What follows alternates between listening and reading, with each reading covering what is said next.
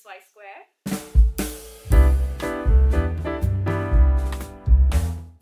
Just last month, I made an outfit for myself for Christmas. You can check out the video on the top right corner. It should be out by now. This time around, only a month later, I need to make another outfit for myself again. This time it's for Chinese New Year, which is only around 3 weeks from now, which means I have less than 3 weeks to complete this project. This is why for this project I will be using a paper pattern, because I do not think I have the time to research and learn how to pattern whatever garments that I want to make. I actually have plenty of paper pattern packets. It's just that I rarely use them because I like to learn how to do a little bit of patterning when I approach a project. This paper pattern by Mackel's R10908 is the one that I will be using for this project. I will be making dress A. You can see here, dress A, which is a sleeveless dress with a bit of flare at the bottom and a button down front. I actually wanted this project to have a bit more Chinese New Year theme to it, but I couldn't find any suitable theme fabric at the store. So I thought a nice floral dress would be quite suitable for this occasion as well, since I almost never wear floral dresses daily. I will also be sharing my thoughts on this paper pattern at the end of the video, if the instructions are easy to follow, or if the paper patterns are true to size, things like that. So yeah, stay tuned for that. The minute I saw this fabric at the store, I knew this was it. I love the colors and the pattern. The only downside was that it was quite expensive and I need a few meters of it to create that flare effect. I mean, I did get it anyway.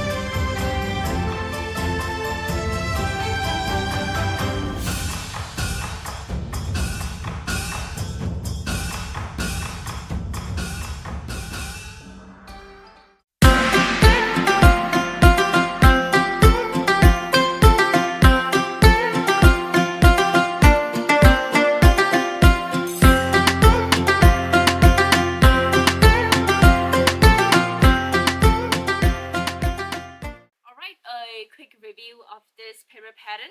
McCall's are 10908.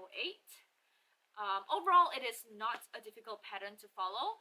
Even though in my head this dress is not gonna be an easy fit because it has a flare, it has panels, and it has a button down front. But the pattern actually makes it really simple and straightforward. Yeah, straightforward is the thing that I really like about the patterns. The sizing chart shows that I'm a size 12, which is true enough. Size 12 fits me pretty well, but I think I would fit in a size 10 as well, so it depends on what kind of fit you like.